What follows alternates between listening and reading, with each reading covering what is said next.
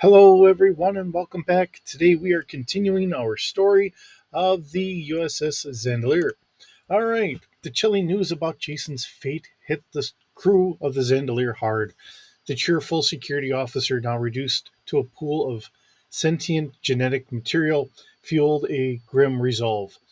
While the Zandilar continued its extensive repairs and cargo loading at Earth's space dock, the remaining crew members refused to sit idle. Ensign Daniel Key, already burdened with the immense task of fully integrating the Romulan cloaking device, took on an even more ambitious project.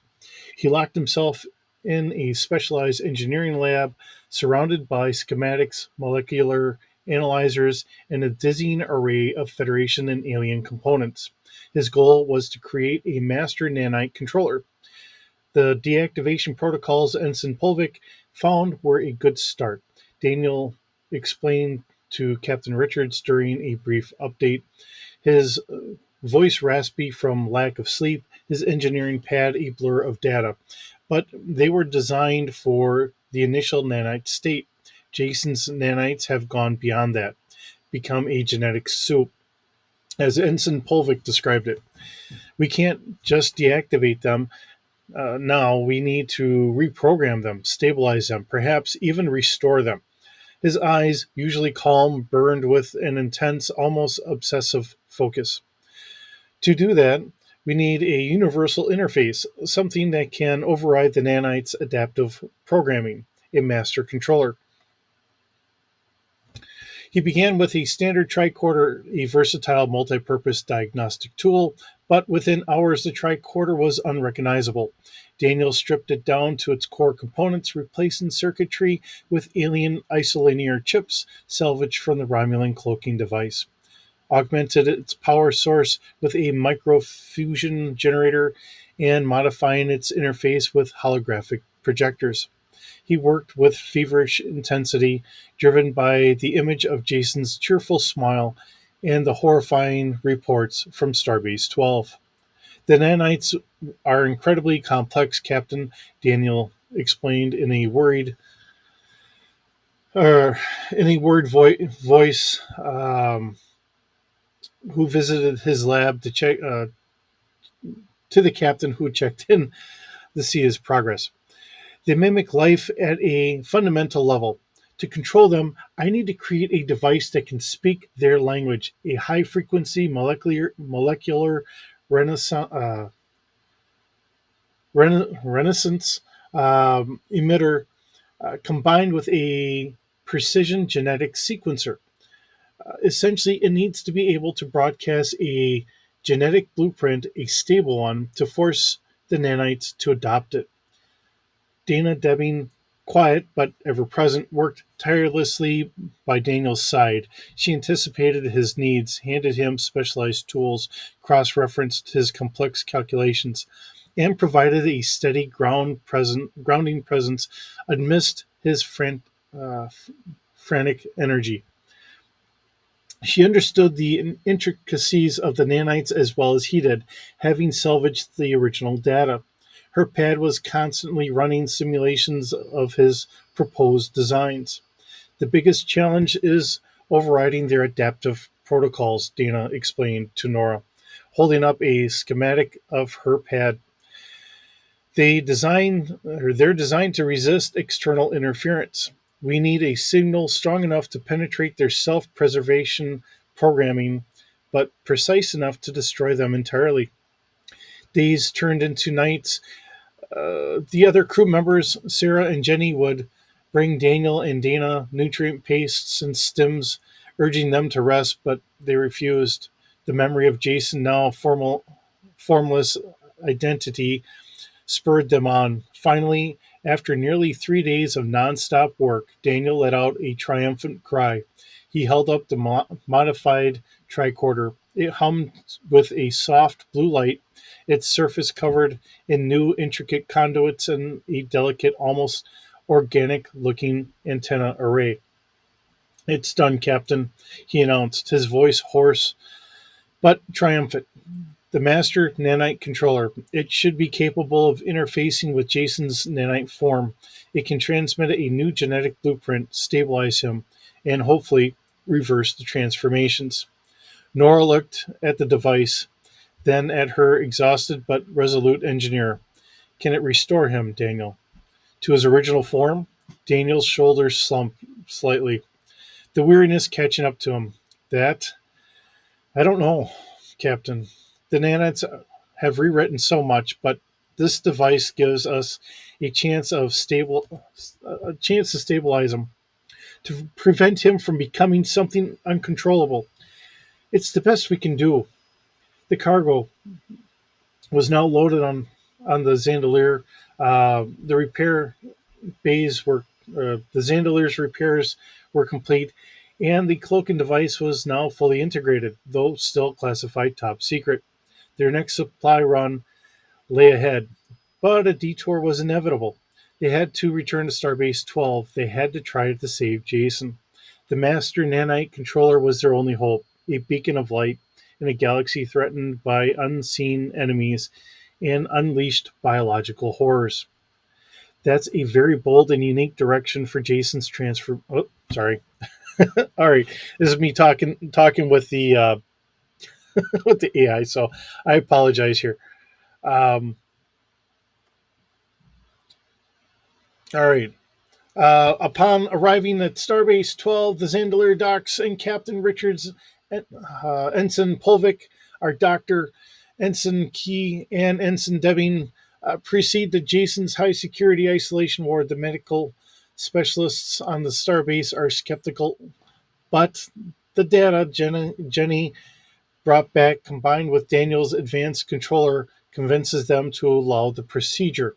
Inside the sterile, reinforced ward, the shimmering pool of genetic goo pulses ominously on the floor. Daniel activates the master nanite controller, its blue light intensifying.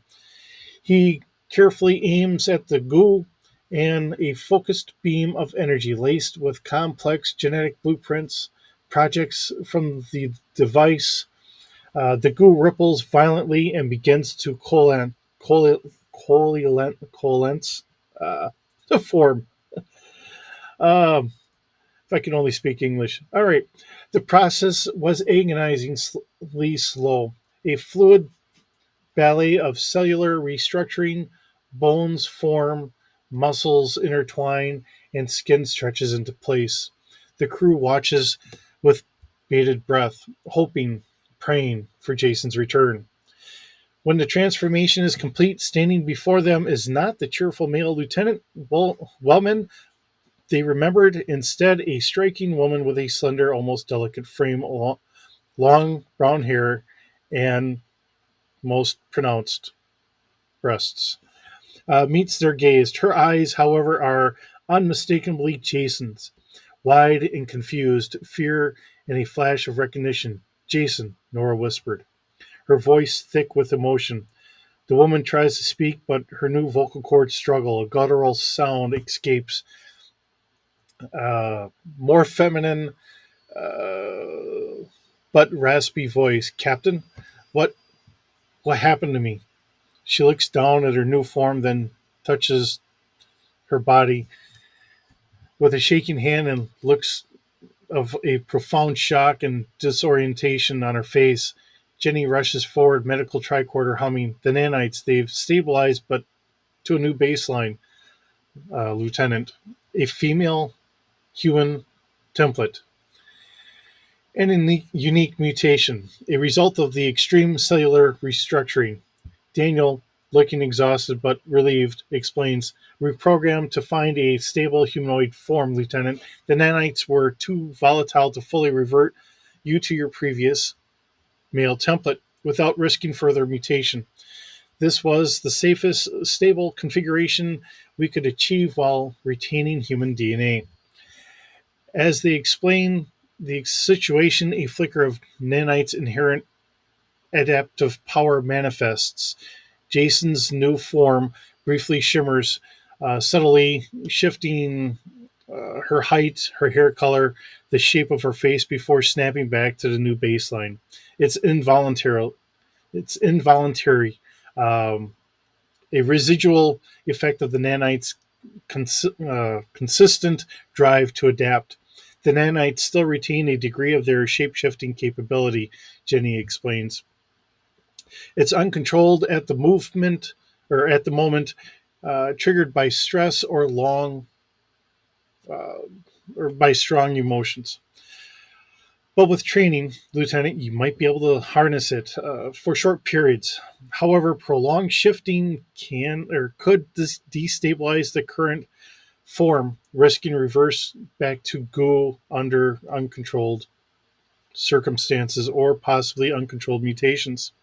Jason tries to comprehend this new reality. He is alive, but utterly transformed. His cheerful demeanor is gone, replaced with a deep sense of loss and uncertainty. He's now a woman with a unique physical mutation and the ability to temporarily shapeshift, a living testament to the Obsidian Hand's terrifying bioengineering, and a symbol of the Zandilar's harrowing encounter. The transformation creates immense personal challenges for Jason and a complex social and psychological dynamic for the crew. How will Jason adapt to his new identity? Will the crew react? How will this unique ability be used or controlled on their fight against the Obsidian Hand? The first steps are the hardest. Jason, now adapting to his new female form, found even the simplest tasks bewilderingly challenging. The Starbase 12 medical staff had provided a temporary, oversized Starfleet duty dress uniform that, while functional, felt alien and uncomfortable. His sense of balance was off. His uh, musculature subtly different, and a constant phantom hum of the nanites uh, beneath his skin was a disorienting presence. Uh, the body change, a consistent, undeniable physical presence, added an entirely new layer of self consciousness. The once happy go lucky security officer was now quite withdrawn, his eyes often downcast. The Zandilar, its repairs complete, the cargo bays filled, received orders to continue its supply run, heading deeper into Federation space. Nora knew it was critical for Jason to return to his duties, to find some semblance of normalcy, but also to monitor him closely. Lieutenant Wellman, Nora said gently during a private meeting in her ready room, offering a replicator synthesized tea. You're cleared for light duty. We'll start with security console monitoring and internal patrols. No away missions for now. Jason nodded, his gaze fixed on the steam rising from the cup. Understood, Captain. I'll do my best. His new voice, though gaining strength, still carried a hint of fragility. Walking the corridors of the Zandilar was an ordeal. Every crew member knew the story of Jason's transformation had spread like wildfire. Some averted their gaze, unsure how to react. Others offered hesitant, sympathetic smiles. A few, particularly junior officers, stared openly, curiously, warring with discomfort. Jason felt their eyes, felt the weight of their speculation, and retreated into himself. His first shift on the security console was a torment. His fingers, once adept to manipulating the controls of the station, felt clumsy. His peripheral vision, once sharp, was distorted by the unfamiliar curves of his new body. He missed familiar console buttons, struggled with the new ergonomic setup, and fumbled with his pad. Daniel Key and Dana Debbing offered quiet encouragement from engineering, and Sarah Johnson from astrogation sent a calm message of support, but didn't ease the actual sense of his inadequacies. The real challenge came with a transfer of personnel. As their first stop, a small scientific outpost on the edge of a volatile nebula, the Zandilar took on a group of Starfleet scientists and their family heading towards a new research facility. As Jason stood at the main airlock assisting the transporter chief with security protocols for incoming personnel, a family beamed aboard a stern faced xenobiologist, his wife, and their two young children. The children, innocent and unburdened by social graces, immediately pointed, "Look, Mommy, that officer has big boobies." The youngest exclaimed, his eyes wide. The xenobiologist, his face hardened, his wife quickly hushed the children, shooing them out the doors. Jason uh, shot them a look with a mixture of shock and thinly veiled judgment. Jason felt a flush creep up his neck. His hands trembled as he tried to maintain a professional demeanor. "Welcome aboard, Doctor," Jason managed. His voice was tight. "Please proceed to your assigned quarters." The doctor merely nodded, curtly avoiding eye contact, and steered the family away quickly. Later during a security patrol through the main mess hall, Jason encountered another group of new transfers. A few boisterous Starfleet engineers. As he passed, he overheard a whispered comment. "Did you see that? What in the galaxy happened to Lieutenant Wellman?" Followed by a snicker. The words stung a thousand tiny cuts. Jason quickened his pace, desperate to escape the prying eyes. The whispers and unspoken judgment. He felt like an exhibit, a living testament to the horror no one fully understood. Captain Richards observed from her ready room view screen, felt a pang of protectiveness and frustration. She saw Jason retreat into himself, saw the struggle, and knew that simply putting him back on duty wasn't enough. They had to help him reclaim his identity, not just his post. Ensign Polvik, Nora calmed, her voice low. "Meet me in the ready room. We need to discuss a new approach for Lieutenant Wellman. This isn't just a physical recovery, it's psychological.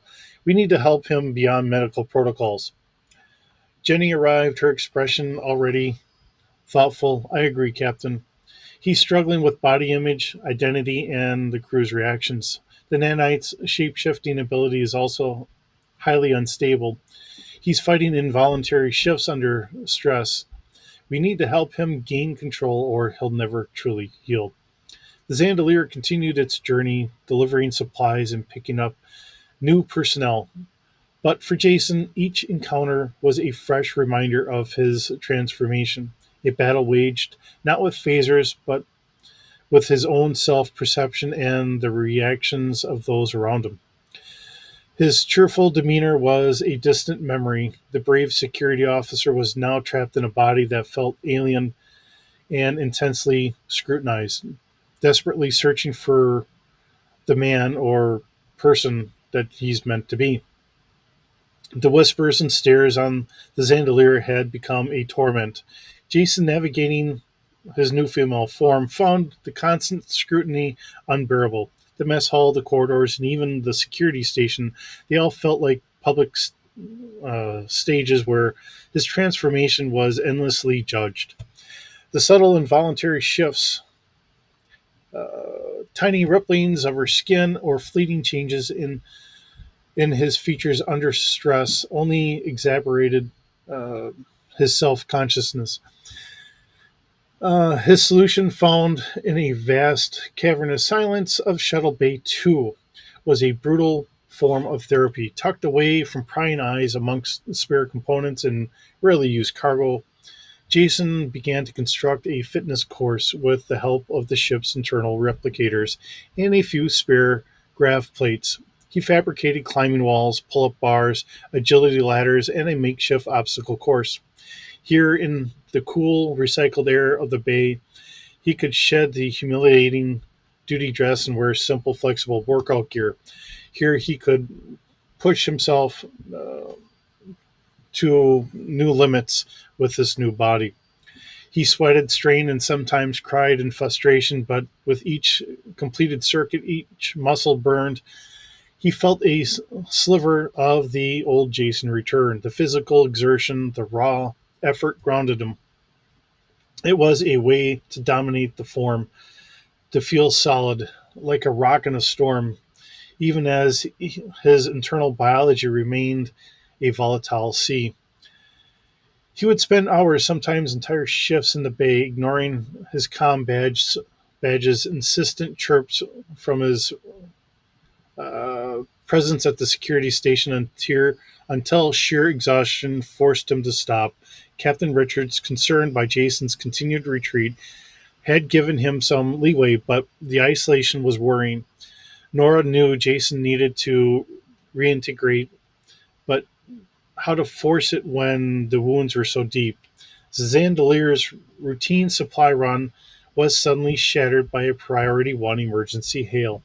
Captain, incoming message from Starfleet Command. Sarah Johnson's voice, usually bubbly, was taut with urgency from the bridge. Massive seismic activity detected on uh, designated mining asteroid Gamma 22. Asteroid is destabilizing rapidly. Request for immediate emergency evacuation of all personnel. Nora's command chair swiveled on screen, Daniel.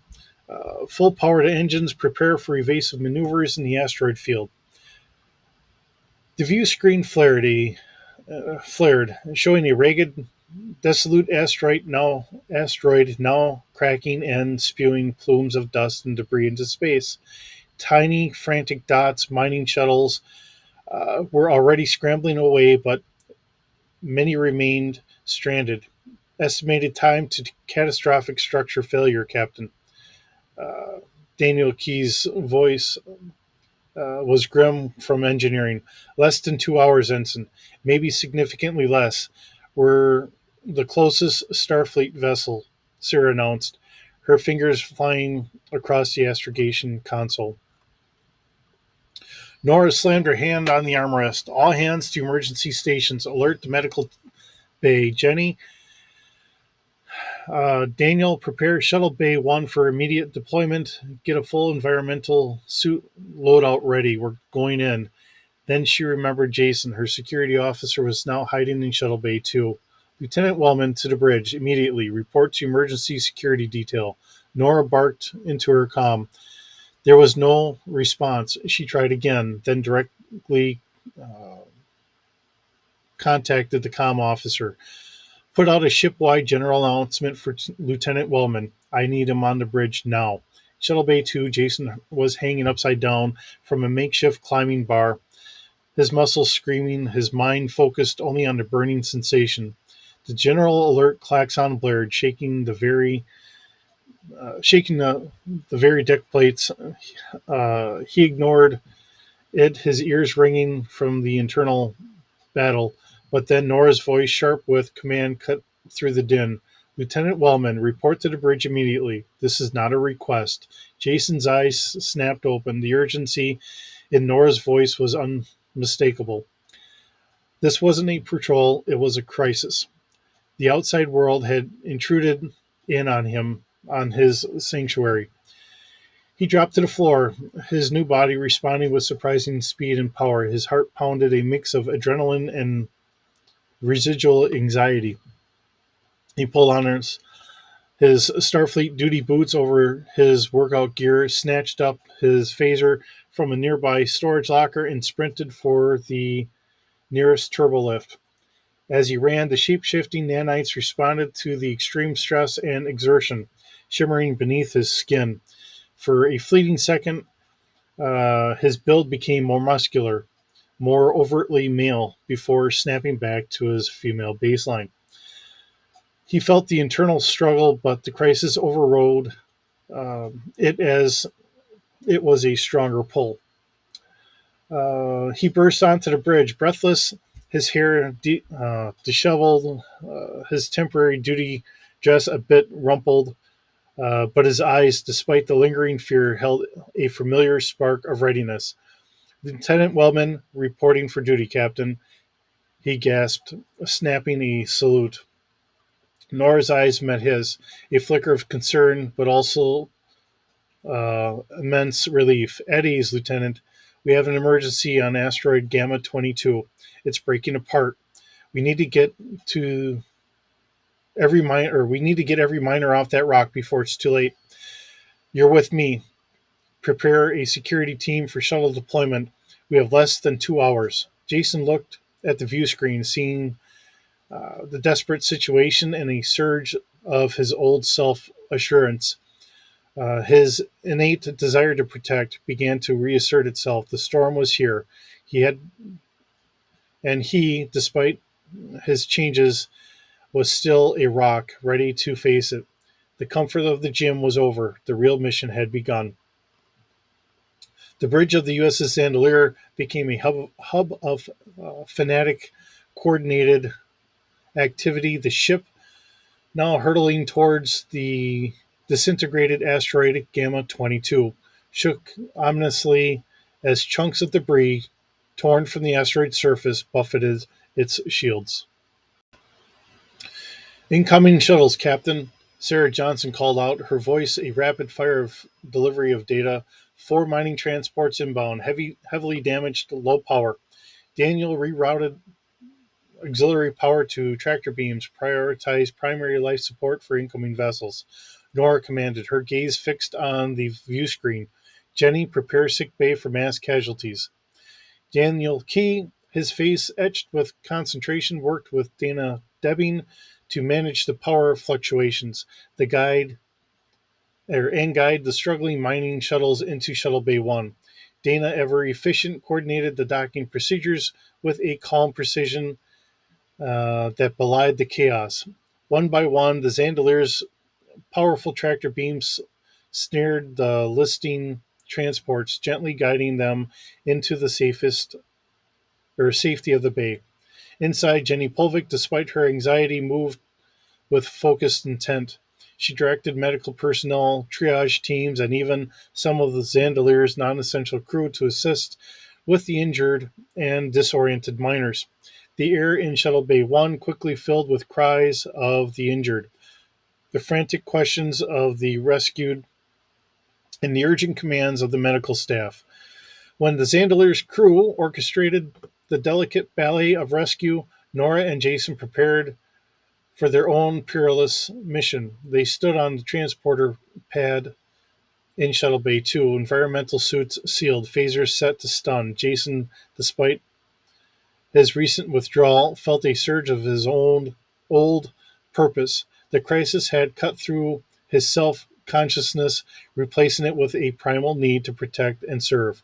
The nanites responding to the extreme stress caused a subtle shimmer beneath his suit, an almost imperceptible tightening of his muscles, a heightened alertness in his senses. ETA to the catastrophic collapse, Ensign Johnson. Nora commanded, uh, her voice over the comm, a tight uh, line.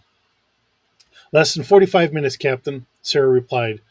Large fissures are appearing on the asteroid's surface. We're detecting atmospheric decompression in multiple sections of the main mining complex. Understood, Daniel. Maintain maximum tractor beam vigilance. Keep bringing them in as long as you can, Jason. As long as you can. Jason and I are beaming down to the main mining outpost. We're looking for stragglers. Be careful, Captain, Daniel replied, his concern evident. Energize, Nora ordered. The familiar shimmering light enveloped them in a flash. They materialized inside the main processing cavern of the mining outpost. The scene was apocalyptic. The cavern, once bustling with heavy machinery, was now a nightmare of twisted metal, ruptured conduits, and escaping atmosphere. Emergency lights flickered erratically, casting long, dancing shadows. The ground beneath their boots shuddered, consistently sending tremors up their legs. Life signs, Nora immediately asked, her phaser rifle ready. Jason, his tricorder already active, sweeping the area. Faint captain, multiple scattered, many injured, and one strong reading deeper inside of the command center. That'll be the foreman or whoever's in charge, Nora surmised. Let's move. Stick close, Lieutenant. These secondary tremors could be lethal. They navigated through the wreckage, their boots crunching on fallen debris, air hissed from hull breaches, and the low groan of the asteroid's core destabilizing as a consistent, terrifying symphony. Jason, despite his new body, moved with a surprising blend of agility and power. His altered senses, a subtle enhancement from the nanites, picking up faint whispers, the smell of burnt electrode or electronics, and a creak of stress metal that Nora might have missed. They found several injured miners, barely conscious, trapped under wreckage. Nora radioed their positions to the Zandilar, instructing the ship's transporters to prioritize their extraction. We need to hurry, Captain, Jason urged, pointing deeper into the complex. That strong life sign is starting to fade, and the structural integrity is collapsing even faster here. They reached the entrance to the command center, a heavy blast door now half torn through or half torn from its hinges. Inside, the lights were completely out, and the air was thick with smoke. Hail anyone inside, Nora commanded. This is Captain Richards of the USS Zandilar. Respond. No answer. The only sound was the escalating groan from the asteroid, now accompanied by sharp, cracking noises. Captain, the atmosphere in here is almost gone. Jason warned his tricorder, screaming, We need to move now. Nora kicked. All right. Nora kicked at the twisting blast door, forcing it open further. They stepped inside, their helmet lights cutting through the darkness. The command center was even more devastated. Consoles were shattered, the main view screen was dark, and there, slumped over a command chair, was a solitary figure, a mining foreman, barely alive, clutching a data pad. We found him, Daniel. One survivor in the command center, Nora reported, as Jason rushed to the foreman's side. But Jason reached him, just as Jason reached him, the entire asteroid let out a deafening shriek. A massive, deep fissure, several meters wide, ripped across the floor of the command center, snaking directly between Nora and Jason. The ground beneath them began to split apart. Captain, Jason yelled, reaching for the foreman, who was barely clinging to consciousness. Jason, get him out of here now, Nora roared, realizing that they were separated, the fissure rapidly widening, threatening to swallow them both. Daniel, prepare for emergency beam out to the transport. Emergency beam out. Daniel Key's voice crackled with frantic urgency from the Zandilar's bridge, locking on Captain Richards and Lieutenant Wellman, but the asteroid's collapse and causing massive atmospheric and gravimetric interference. As the fissure tore across the command center, the last thing Jason saw was Nora reaching for him, her eyes wide with a desperate command to transport. Jason, with a surge of adrenaline, managed to drag the barely conscious foreman's hand to his own, hoping the transporter could get them both. The shimmering light of the transporter enveloped Nora first, and she vanished. But as it tried to lock onto Jason and the foreman, the ground beneath them ripped apart completely. The foreman's grasp slipped from Jason's environmental suit, and with a horrifying silent scream, he plummeted into the fiery chasm below, swallowed by the collapsing asteroid. Jason felt the light engulf him a split second later. The last thing he saw was being the inferno consuming the command center. He materialized on the Zandilar's transporter pad, gasping, disoriented, and alone. Nora already there, rushing to his side, pulling off his helmet. Jason, You're all right? What happened to the foreman? Jason pulled off his helmet, his face pale beneath the suit. He slipped, Captain. He whispered, his voice trembling. The ground split. I couldn't hold him. The trauma of the near miss and the loss of the survivor, combined with the extreme stress of the mission, sent a jolt through his nanite altered body. For a fleeting, uncontrollable moment, his features rippled, his build momentarily hardened before settling back into his female form. Nora put a comforting hand on his shoulder. You did everything you could, Lieutenant. You saved yourself. That's what matters. She looked at the main view screen where asteroid Gamma 22 was now a rapidly expanding cloud of debris. Daniel's status report. Asteroid Gamma 22 is completely disintegrated, Captain. Daniel's voice was strained but clear. All mining transports secured. Final count is 147 survivors, one confirmed fatality on the surface. But, Captain, we're developing problems. Problems? Massive power fluctuations across the entire ship, Captain. Daniel elaborated. The cloaking device, the repeated heavy tractor beam usage, and the extreme gravimetric stress to the asteroid's collapse, it's destabilizing the plasma conduits. We're losing power to non-essential systems intermittently. I'm sorry.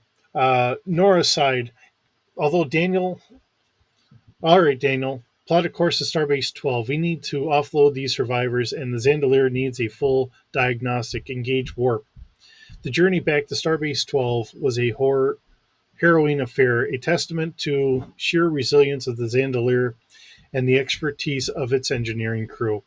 The ship, instead of humming along predictably at warp, groaned and protested. Captain, power conduits on environmental control on deck 5 just failed. Wow. All right. Uh, Daniel yelled from engineering, his voice a mix of frustration and exhaustion. Rerouted auxiliary power. Rerouting auxiliary power now, Dana. Watch the plasma conduits or plasma injector manifold. It's showing critical pressure. Dana Debbing, her face smudged with grease, worked with a furious, quiet intensity. Sparks showered from the exposed panels as she recalibrated, bypassed, and rerouted. The Romulan cloaking device, now fully integrated, was still a power hog. Seemed to exacerbate the issues, pulling energy in unpredictable bursts. It's like the ship has gremlins, Captain, Sarah Johnson reported from the bridge, a note of exasperation in her voice. Navigational sensors are intermittently dropping offline. I'm having to eyeball astrometrics half the time. Life support flickering on and off in various sections, replicators malfunctioning, producing lukewarm, oddly flavored food. Holodecks, whoops, we don't have a holodeck on board. It thought it did, so please bear with me on this one. Doors would jam, lights would dim unexpectedly, and the comm system crackled with static. The Zandilar was developing a severe case of starshipitis. Daniel and Dana were particularly living in engineering, or practically living in engineering. I'm sorry. Uh, they worked side by side, a symbiotic pair, often communicating in grunts and the series of hand signals as they plunged into hot, sparking conduits.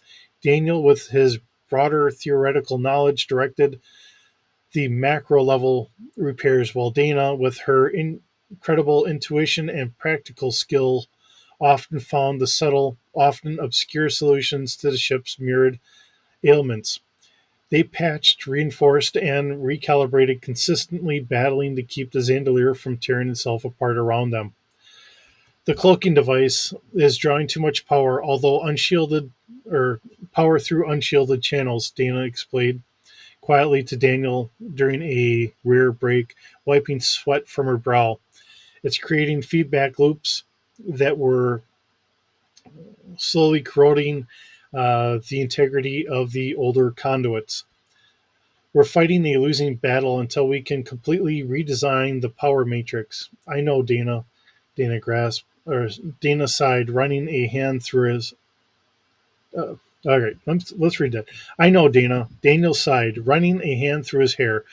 But that's a dry dock job, not a warp speed fix. We we just need to keep her flying long enough to get back to Starbase 12. Then maybe we can figure out what's causing the cascading failure. Jason, having survived the rescue mission, found a renewed, if still fragile, sense of purpose. He spent his time in engineering with Daniel and Dana, not just as security, but offering his strength, moving heavy equipment, and even using his newly enhanced senses to detect minute energy fluctuations that the sensors might miss. He was still adapting to his new body, but the shared struggle to keep the Zandilar flying forged a new unspoken bond with his engineering mates. The external crisis had forced him out of his shell, reminding him that he was still a vital part of the crew. Finally, battered but unbowed, the USS Zandilar limped into orbit around Starbase 12. Its hull was scorched in places, its shields barely holding, and its systems screaming for relief. They had delivered the survivors, but the cost to the ship and its weary crew had been immense. And its gremlins, it seemed, were just getting started. All right, so this ends our latest chapter here. You know, thinking of how this really kind of runs through dealing with this with a AI is almost like this not Decipher, the latest version of Star Trek, doing it as a narrative um, captain's log. So if you're really kind of thinking of it in that regard, doing it with AI is a lot of fun. Um, Being the eternal uh, kind of referee, game master, whatever you want to call us, where quite often I find myself I don't write big stories. I write little bits here and there, mainly because I never know exactly which direction the crew that I have, my best friend, his son, and his son-in-law. I don't know in what direction they're going to go. So I'm always just trying to chase the mission that I want them to go through into whatever direction that they start going. So this works very much in that same regard. I don't know what everyone else runs into when they're doing role playing games. If you have to hold the player's hands more and elaborate, usually I'm the one that's coming up with everything that they see, and I'm happy to do that. Here it's kind of fun being a little bit more able to step back, give it the direction I want it to go, and seeing where everything goes, um, and just kind of doing it from there. As you kind of heard there for a moment, I mean, it was a little bit of me talking to the AI and it talking back to me, and we kind of keep going there. I thought I had edited that out, but I didn't. But it's still that fun sense of this is an ever evolving story. I've really kind of taken a liking to how the crew dynamics go here. I know I'm putting Jason through a lot of hell. Um, in some ways, it's almost like Charles Schultz kind of really always putting the worst onto Charlie Brown in that sense. So um, just going from there. But with that, thank you for stopping by. Thanks for visiting. It's a lot of fun doing this. Hope you're enjoying this. Um, I know I'm not the best reader in the world, and things I can read in my head, and I don't have a problem with it. But somehow, speaking it out loud, I stumble over things. So, thanks for kind of putting up with that with me reading these, um, and going from there. So, with that, I will see you in the next video, and hope you're doing well.